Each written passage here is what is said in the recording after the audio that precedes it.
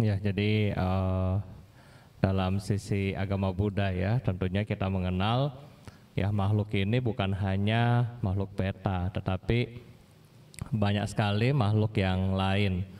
Ya, jadi yang kalau kita bilang yang terlihat, ya mungkin kita bisa lihat makhluk yang peta, manusia dan hewan hanya dua. Ya, sedangkan di luar itu kita bisa melihat, tapi kadang-kadang menggunakan teknologi seperti mikroskop ya. Kita mau lihat bakteri apakah dia ada apa tidak. Nah, lihat mikroskop. Nah, sedangkan kalau kita mau melihat yang lebih detail lagi mengenai yang tidak nampak, ya ini harus dilihat oleh anak-anak indigo ya. Nah, dan yang makhluk-makhluk yang bisa dilihat di sini apa aja? Ya, sebagai manusia dan hewan. Nah, kalau misalnya di alam luar itu ada apa? Ada kita bilang makhluk yang masih memiliki wujud ya, seperti wujud yang agak transparan ya, mungkin seperti dewa. Ya, mereka masih punya rupa, tetapi sudah tidak memiliki badan jasmani. Nah, ada juga makhluk-makhluk yang lahir sebagai asura, ya, makhluk sebagai peta. Nah, ini semua masih memiliki rupa, tetapi rupa yang kita bilang sudah halus, ya. Nah, kadang-kadang kita bilang ini makhluk halus. Nah, kemudian ada lagi yang memang sama sekali tidak memiliki wujud. Kalau kita bilang arupa Brahma, ya, seperti alam-alam di alam Brahma Sudasa, Sudasi. Nah, mereka ini adalah sudah tanpa wujud.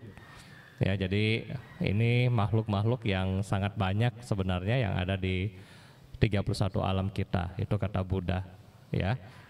Oke. Nah, kalau sekarang kita bilang mengenai peta ya, mungkin adik-adik yang di sini berpikir bahwa gimana sih makhluk jadi peta? Boleh nggak kita akan jadi peta? Boleh sekali ya. Jadi makhluk-makhluk terutama muda-mudi yang malas kebaktian di wihara boleh sekali jadi peta.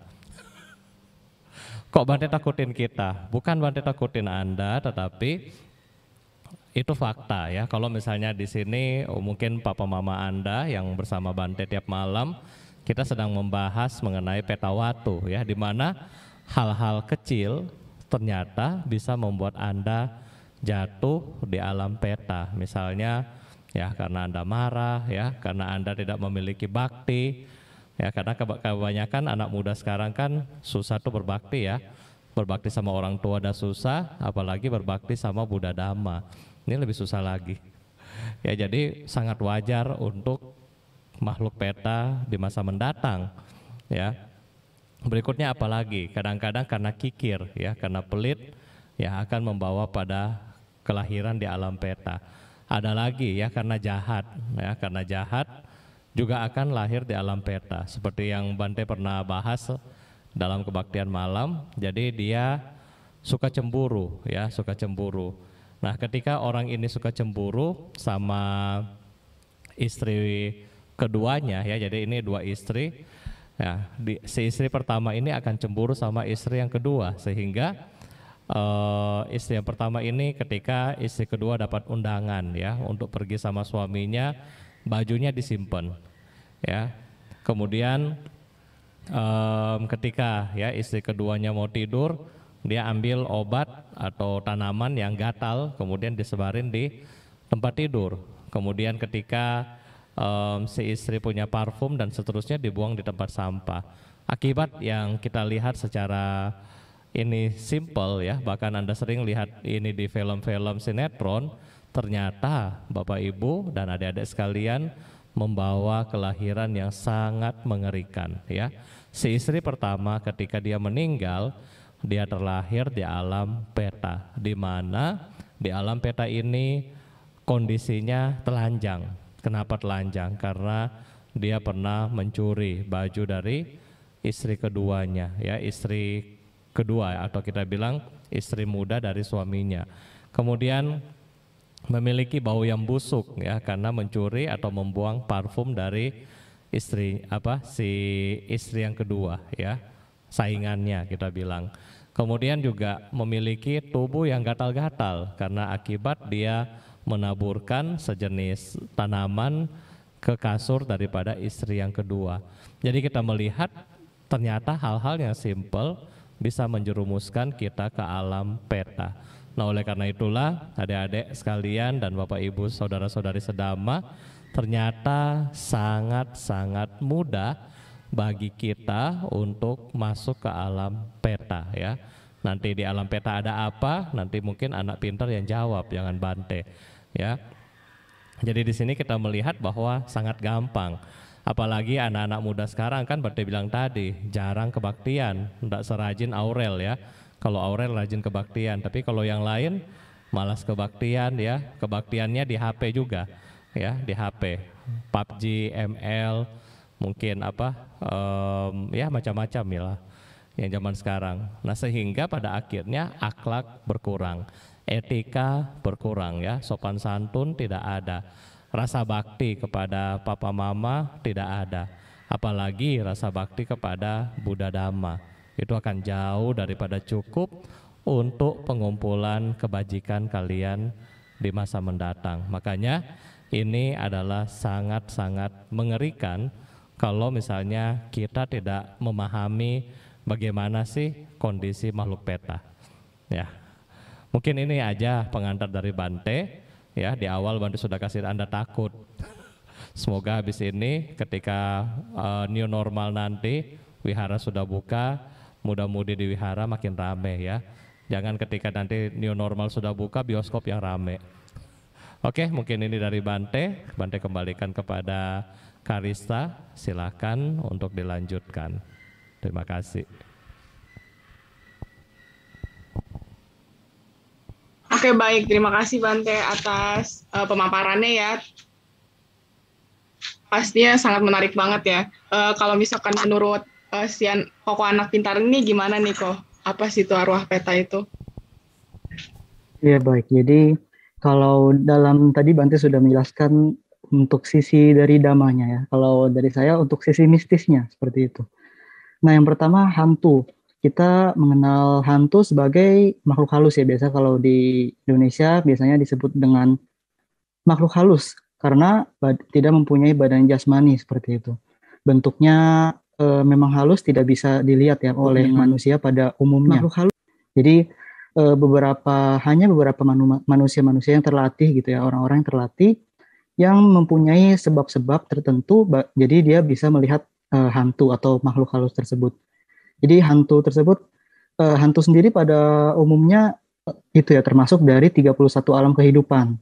Jadi karena mereka terlahir sebagai hantu, kenapa gitu ya? Karena mereka mempunyai kekuatan apa itu? Kekuatan keserakahan dan tindakan-tindakan buruk yang mereka telah akumulasi gitu ya, yang telah mereka kumpulkan sebelum terlahir menjadi alam peta, alam hantu tersebut. Nah, pertama ciri-ciri hantu gitu ya. Bagaimana ciri-cirinya? Apakah seperti manusia seperti itu ya, atau seperti hewan atau seperti apa? Jadi ciri-ciri hantu menurut pengalaman saya seperti ini ya. Ciri-ciri hantu tersebut memang ada yang bentuknya seperti manusia pada umumnya.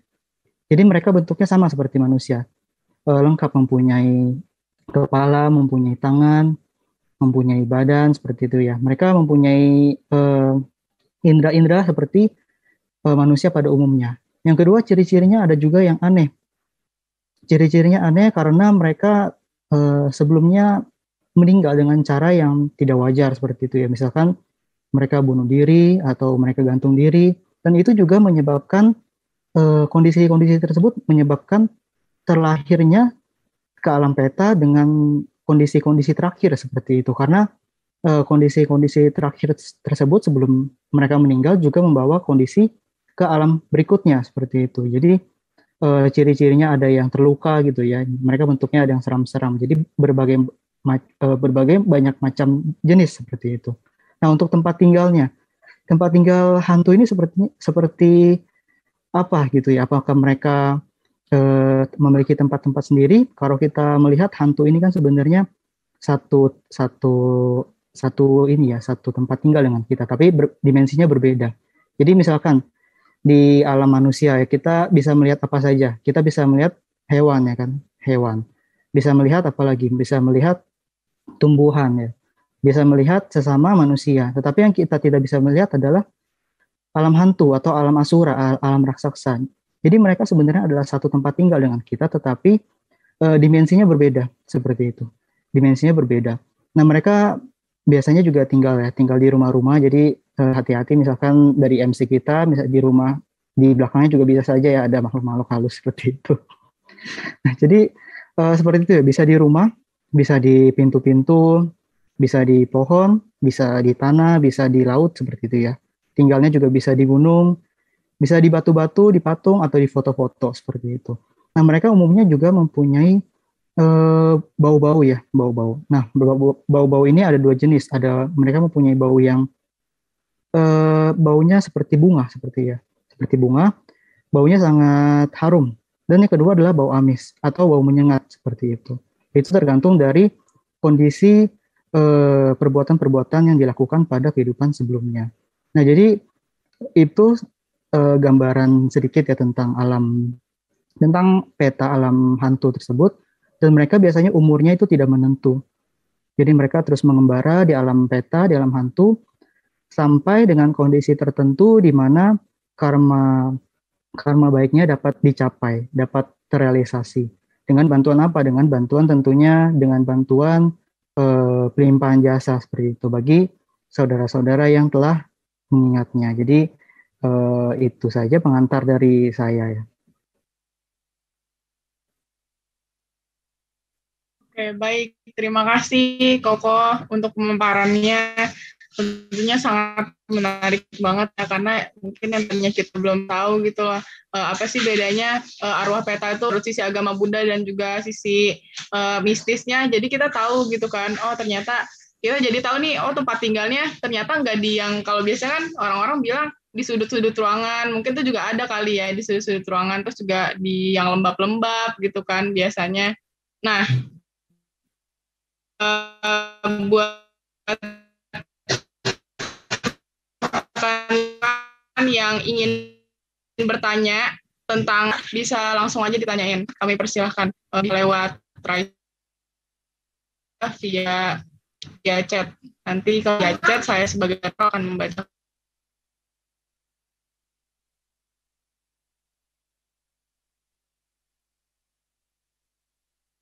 Oke, Ko Jonathan, boleh nih. Ko Jonathan. Terima kasih Karista, terima kasih Bante, anak cinta budaya. Perkenalkan, nama saya Jonathan. Saya ingin bertanya nih, ini saya cukup penasaran ya. Tadi kan ada dibahas tentang asura raksasa ya, sempat disinggung. Nah ini kan kalau di agama Buddha sendiri kan ada juga golongan raksasa yang disebut sebagai yaka. Jadi bedanya yaka sama asura kira-kira apa ya? Kalau menurut penglihatan penglihatan nyatanya kita kan cuma tahu selama ini lewat ya gimana? Terima kasih. Tadi pertanyaan untuk Ko Jonathan. Jadi kita tadi mengenal ada yang namanya asura. Asura, raksasa, atau biasa kita di Indonesia dengan sebutannya terkenal dengan nama jin seperti itu ya. Asura, raksasa. Mereka tentunya terbagi menjadi beberapa lagi seperti ada yaka, ada gandaba, dan naga seperti itu. Jadi untuk sekarang ini saya melihat asura dan yaka sebagai sama-sama satu alam raksasa seperti itu. Satu alam raksasa. Jadi kalau kita mengenal asura tersebut kan dibagi menjadi tiga ya. Ada yang dewa asura, asura yang berupa dewa, ada juga peta asura yang menyerupai hantu, dan asura niraya. Jadi asura tersebut penghuni dari alam neraka. Kalau untuk bedanya dari asura dan yaka tersebut, untuk saat ini saya belum bisa menemukan perbedaannya. Jadi saya untuk sekarang ini melihat beberapa asura raksasa itu kurang lebih mempunyai bentuk-bentuk dan ciri-ciri yang sama. Gitu. Seperti itu, Ko Jonathan. Oke, baik. Bagaimana Ko Jonathan? Ya, apakah pertanyaannya sudah terima kasih, mantap. sangat baik? Oke. Oh iya, ini ada satu pertanyaan lagi dari teman kita via chat. Apakah untuk Bante Damaudo nih sepertinya ya, apakah pelimpahan jasa bila berbeda agama, apakah si makhluk tersebut akan menerima jasa tersebut untuk Bante dan Koko anak pintar nih? Bagaimana? Ya, baik. Jadi Bante coba jawab dulu ketika kadang-kadang kita melakukan pelimpahan jasa ya. Jadi pelimpahan jasa yang Anda lakukan, apakah makhluk yang beda agama itu bisa terima?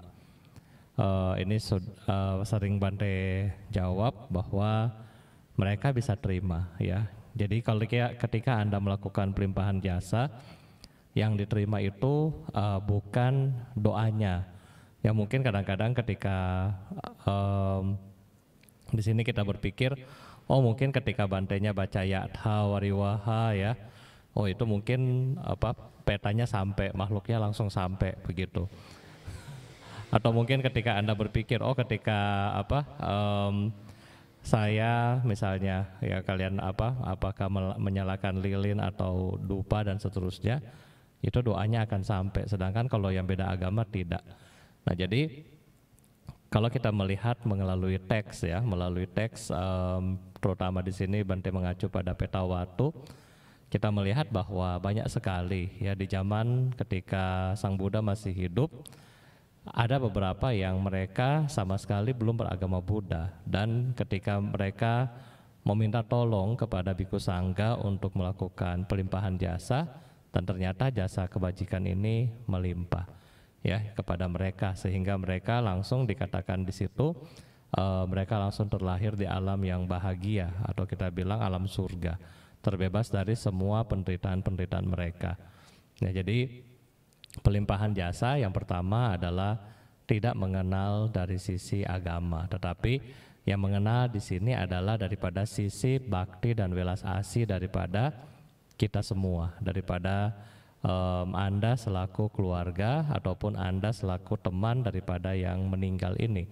Ya ketika Anda bersungguh-sungguh berbuat baik atas nama mereka, nah disitulah makhluk-makhluk ini akan menerimanya dengan bahagia. Dan kalau Anda nggak ikhlas bagaimana? Dia tahu ya, misalnya Aurel ini nggak ikhlas melakukan pelimpahan jasa biar dapat di syuting masuk di Facebook. Dia tahu, oh Aurel ini nggak tulus, dia nggak terima. Ya, tetapi ketika memang dasarnya kita punya ketulusan hati dan kita memberikan kebajikan di atas namakan kepada mereka, nah itu mereka bisa mendapatkannya dengan sangat-sangat baik. Sebagai contoh di sini adalah ketika Bante Sariputta ya, Bante Sariputta sedang pergi melakukan kunjungan. Di situ ada satu makhluk. Dia bukan agama Buddha, tetapi dia sangat menderita, sehingga Bante Sariputta bertanya, kamu kenapa? Dan dia menceritakan kenapa dia sampai menderita. Nah setelah ditanyakan seperti itu, kemudian Bante Sariputta bertanya kepada makhluk ini, ya kalau kita bilang Bante Sariputta sudah luar biasa di dalam kebijaksanaan, tetapi di teks masih ditanyakan ya, jadi seakan-akan Bante Sariputta ini berkomunikasi dengan makhluknya, ditanyakan, jadi kamu butuh apa dari saya? Makhluk ini bilang, walaupun yang mulia memberikan saya makanan fisik ya, kasih kepada makhluk nih makan, dia nggak bisa makan. Ya, nih minum, dia nggak bisa minum. Jadi apa yang perlu dilakukan? Yang perlu yang mulia lakukan adalah persembahkanlah makanan ini dan tujukan kepada saya, yang si makhluk peta ini.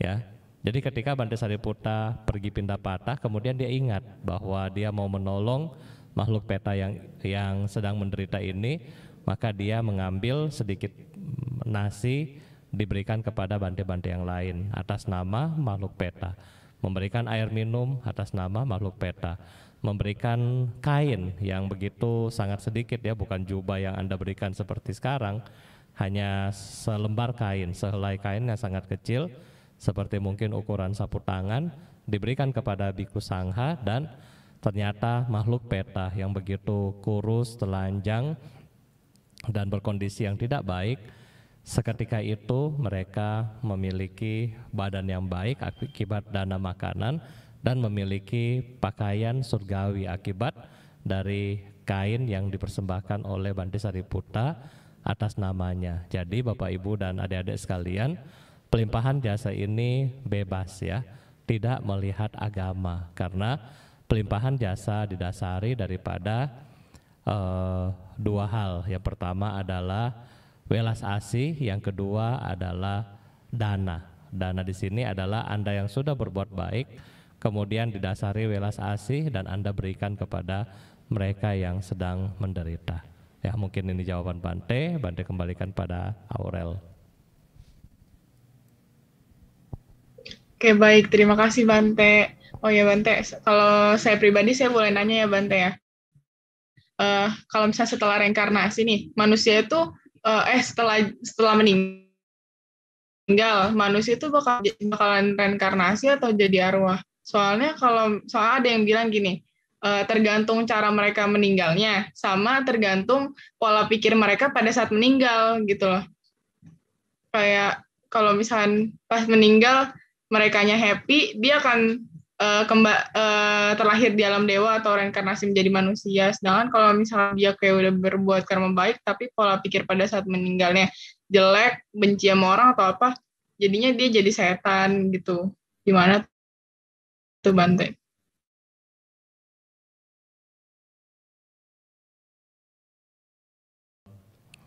Memang ada yang bilang ya, ketika kita meninggal kita akan kemana ya. Jadi kalau kita sudah meninggal, Bapak Ibu mau kemana? Atau Aurel mau kemana? Ya tentunya sebagai manusia kita mau yang bagus-bagus ya. Kita mau lahir di alam yang lebih baik dan seterusnya.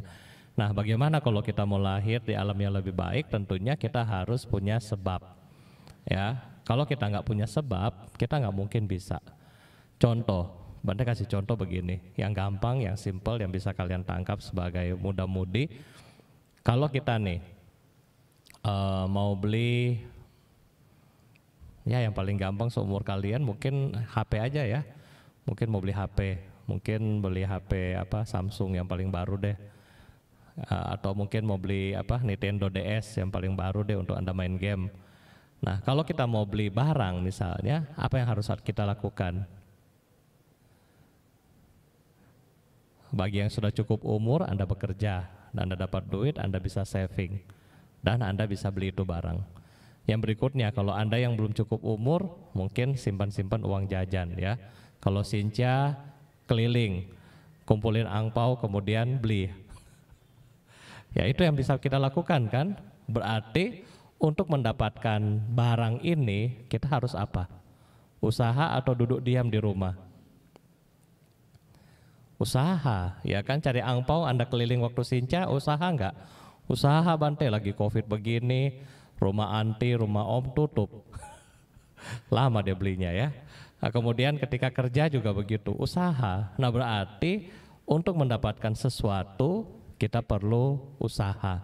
Sama di dalam kita memperjuangkan kebahagiaan kita di masa mendatang, kita perlu usaha dari sekarang.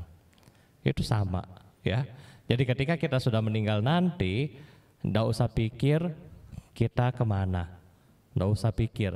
Tetapi yang kita tahu, kalau kita selama hidup kita bikin yang baik, ya kita sempurna di dalam dana, sila dan samadhi, enggak usah pikir kita lahir di mana, pasti bahagia. Ya, walaupun Bante detik-detik terakhir pikirannya jelek ya, memang ada namanya nimita ya. Kalau yang terakhir jelek bagaimana? Bisa nggak kita lahir di alam rendah? Bisa. Ya seperti kita bilang ratu daripada Raja Pasenadikosala ya.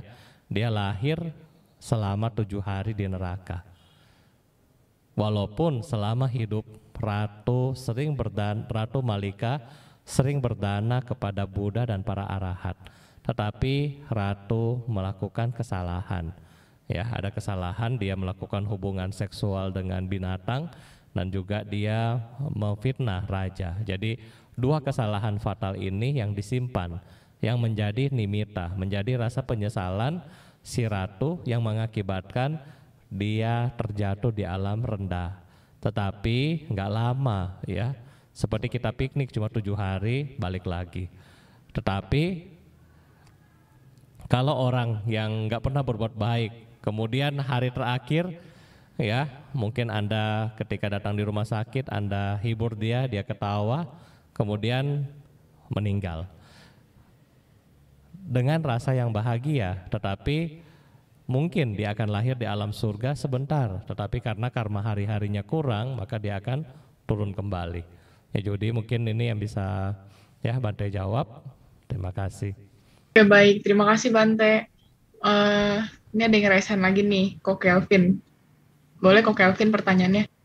Oh ya, terima kasih Karista. Sebelumnya saya mohon maaf tidak bisa outcam karena kondisi yang tidak mendukung. Pertama-tama yang saya muliakan Bante Damohudo dan yang saya hormati anak pintar dan teman-teman semua, saya ucapkan Namo Buddhaya. Ya, pertanyaan saya mungkin untuk kedua narasumber kita, yaitu apakah kalau ketika kita sembahyang ya seperti cengbeng atau cekcapro, nah karena kita sembahyang itu ke leluhur ya, ke meja leluhur. Nah, apakah leluhur itu akan datang atau tidak? Mungkin itu sih yang pertanyaan saya. Apakah yang menerima makhluk peta atau leluhur tersebut? Mungkin lebih ke situ sih pertanyaan saya. Terima kasih. Ya baik, jadi apakah yang datang ke rumah ya ketika Anda panggil itu siapa? Ya, kalau misalnya saya pernah dengar satu ceramah ya, Bante karena Bante nggak tahu, Bante nggak bisa lihat ya. Bayangkan Bante lihat HP aja, pasti pakai kacamata, apalagi makhluk yang halus ya. Harus tanya anak pintar, pastinya bagaimana. Nah, ketika kita bilang makhluk-makhluk ini sangat banyak ya, sangat banyak, dan mereka juga pintar, ya seperti anak pintar, mereka juga pintar, mereka juga bisa mengubah diri mereka ya. Dan ketika Anda bayangkan ya, seperti yang Bante kita pernah baca, mungkin Bante pernah bahas mengenai Winaya dulu tahun lalu, bahkan ada naga ya, dia menyerupai manusia untuk apa? Untuk dia menjadi biku. Dan nggak ada yang tahu. Jadi saking hebatnya makhluk-makhluk ini bisa melakukan kamuflase dan nggak ada yang tahu. Nah, ketika kita sembahyang leluhur, ya mereka yang tidak disembayangi namun mereka masih menderita, kadang-kadang mereka ngiri, ya mereka mengiri, ya mereka iri hati. Dan kadang-kadang penunggu yang di rumah kita dia sudah tahu. Misalnya yang meninggal si Engkong punya gaya ngerokok, dia bisa tahu.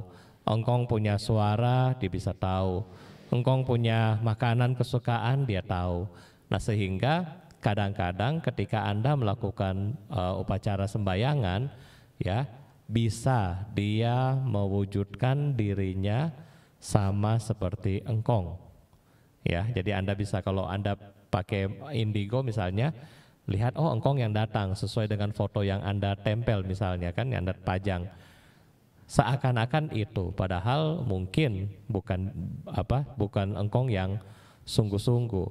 Yang kedua, kalaupun dia kemasukan kepada medium ya, dia masuk kepada badan jasmani orang lain, kadang-kadang juga bukan dia, bukan Engkong yang kita maksud, tetapi makhluk yang lain yang menyerupai. Ya, jadi ini kemungkinan yang terjadi. Yang ketiga, sungguh-sungguh kalau memang Engkong kita yang masih belum terlahir, nah mereka bisa datang di situ. Ya. Tetapi ketika kita sebagai umat Buddha harusnya ketika Anda sembahyang seperti cengbeng atau citgue, ketika Anda mempersembahkan makanan, ya tolong jangan bilang Engkong sini dong datang makan. Ya ini ada siapin kaki ayam dan seterusnya ya. Kita sudah tahu Engkong kita meninggal gara-gara kolesterol, jangan kasih makan lagi yang begituan ya. Kecuali Anda siapkan di sampingnya ada obat. Nah, jadi itu yang harus kita perhatikan. Jadi kalau kita berdoa, itu malah kita mengkondisikan dia supaya lahir di makhluk peta. Ya, ini makan nih.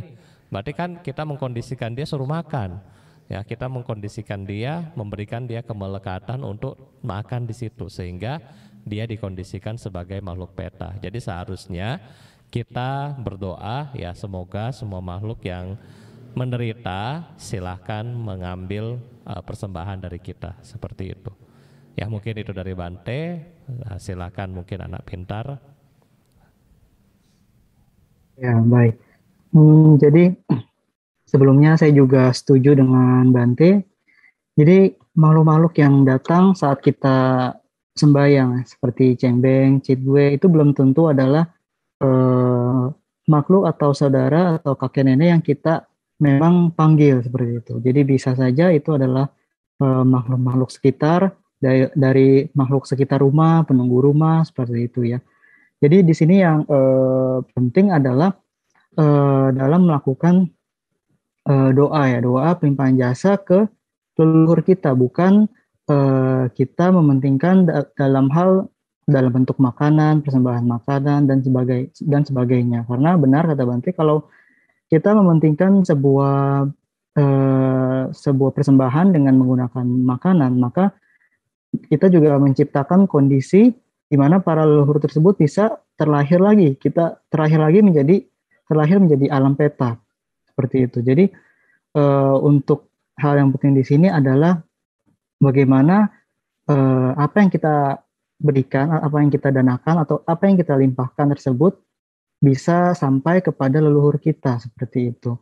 Jadi kalau kita melakukan persembahan atau melakukan pelimpahan jasa, ada baiknya kita melakukan suatu kebajikan terlebih dahulu, seperti kita misalkan bisa berdana, bisa memberikan materi kepada orang yang membutuhkan dan sebagainya. Jadi ada suatu kebajikan tersebut, ada suatu kebajikan baru kita bisa memberikan persembahan kepada para leluhur kita. Jadi apakah leluhur kita mengetahui apa yang kita berikan? Biasanya kita dengan hati yang tulus kita bisa membayangkan para leluhur kita untuk kita bisa bervisualisasi bahwa dengan kebajikan yang telah saya lakukan ini diatasnamakan untuk para leluhur kita. Nah, jika para leluhur kita mengetahui, mereka akan bahagia tentunya, dan pada saat bahagia tersebut mereka menerima apa yang kita berikan. Jadi bukan karena persembahan dan lain-lainnya mereka bisa terbebas dari kondisi alam peta tersebut. Jadi itu kira-kira dari saya. Oke, baik. Gimana kok Kelvin? Apakah penjelasannya sudah cukup dipahami? Ya, sangat dipahami, betul. Terima kasih Bante dan anak kita Anu Mundana. Oke, baik. Bante dan Koko anak pintar nih. Sepertinya pertanyaannya makin banyak ya. Oke, ini dari Nia Chen. Nama budaya, apakah makhluk yang terlahir di alam peta tersebut menyadari mengapa mereka bisa terlahir ke alam peta, ke alam tersebut?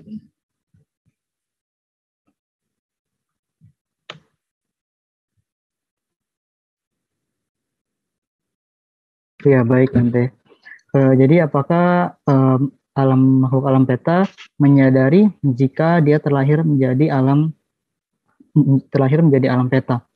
Jadi dalam pengalaman saya beberapa kasus seperti itu ya.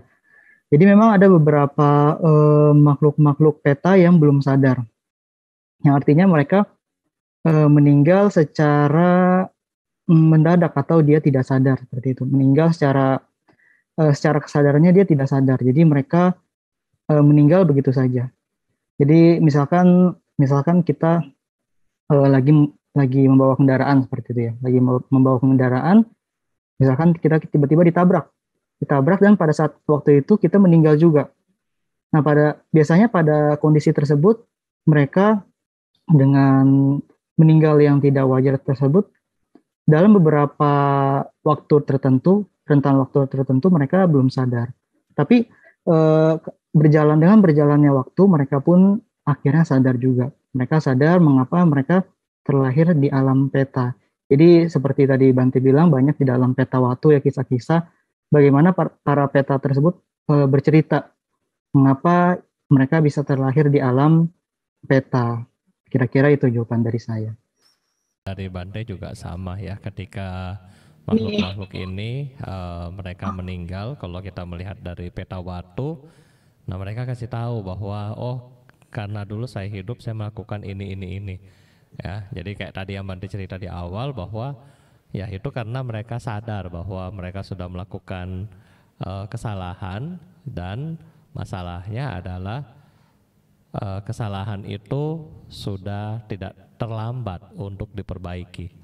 Ya, kalau kita bilang bahwa kita masih hidup sebagai manusia, kita bisa melakukan perbuatan baik.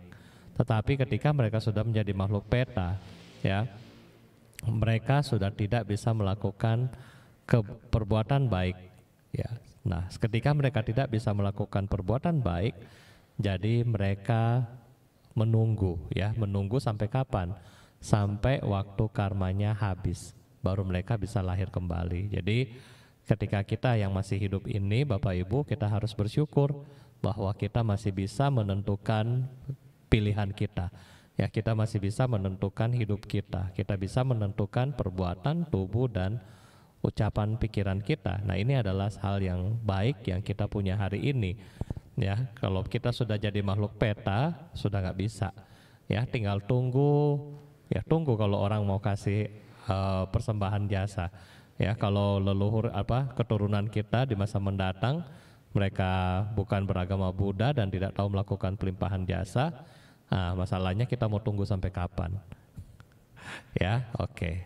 Nanti kembalikan kepada Aurel, silakan Aurel. Oke, baik, terima kasih Bante dan juga anak pintar. Selanjutnya ada pertanyaan lagi dari Lina. Selamat malam Bante, nama budaya. Izin bertanya, apakah pikiran terakhir bukan kelahiran selanjutnya? Bagaimana bila orang tersebut sebelum meninggal tidak pernah melakukan kebaikan?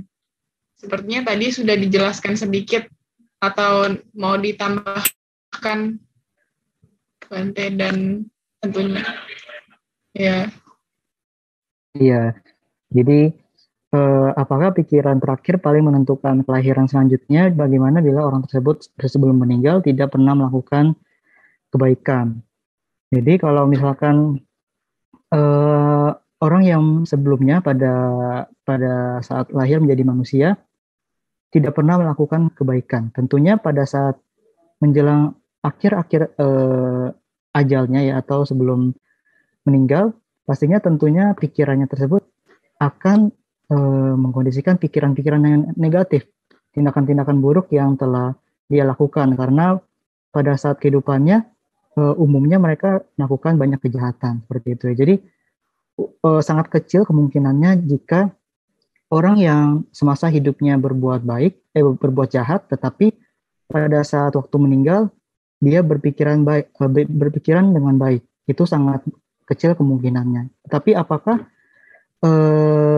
misalkan orang jahat tersebut sewaktu semasa hidupnya melakukan kejahatan, tetapi pada saat pikiran terakhirnya sebelum meninggal dia berpikir dengan baik. Misalkan saudaranya ada yang membisikkannya tentang hal-hal baik. Nah, jadi dalam kondisi kasus seperti itu, orang tersebut bisa terlahir di alam yang bahagia, karena dalam nimitta ya, seperti yang tadi Bante katakan, nimitta atau pikiran cita tersebut sebelum meninggal mereka berpikiran dengan baik, maka itu akan menuju ke kondisi yang baik. Tetapi mereka terlahir juga di alam yang baik, tetapi waktunya tidak lama seperti itu. Mereka tetap, karena dengan kondisi pikiran yang baik itu, mereka tetap terlahir ya di alam bahagia, tetapi kondisinya tidak lama. Setelah itu mereka akan jatuh lagi ke alam mana? Ke alam yang sesuai dengan perbuatan semasa hidupnya. Seperti itu. Jadi kelahiran pikiran dari seseorang itu memang menentukan. Tetapi yang menentukan juga adalah tindak tanduknya, pikirannya, ucapan dan perbuatannya semasa hidupnya, seperti itu. Oke, jadi baik ketika kita bilang ada fenomena ya, ketika hari Pawarana terutama, di mana hari Pawarana ini di negara Thailand yang Pak Lim lagi tanya tadi, memang ada fenomena ya di Sungai Mekong ini, katanya ada naga ya, ada naga yang melakukan penyemburan bola api. Nah sampai sekarang sih ini masih penelitian ya, kita masih belum tahu apakah ini asli atau direkayasa ya. Kalau di masa lampau memang ini adalah asli ya, ini adalah asli. Banyak beberapa guru yang bilang ya itu adalah asli dan mereka confirm memang ini adalah naga ya. Seperti kami juga pernah tanya ke salah satu lungpo, nah mereka bilang itu adalah asli ya. Jadi karena tidak mungkin dilakukan oleh orang mau menyelam lama di dalam sungai ya, itu jadi itu asli. Jadi fenomena ini kenapa? Karena mengingat keluhuran daripada biku yang melaksanakan wasa. Jadi Dewa Naga ini berterima kasih ya kepada para bante yang melaksanakan wasa, dan sebagai rasa terima kasihnya ya ini bola api itu keluar dari dalam sungai. Ya itu. Mungkin ini Pak Lim. Terima kasih.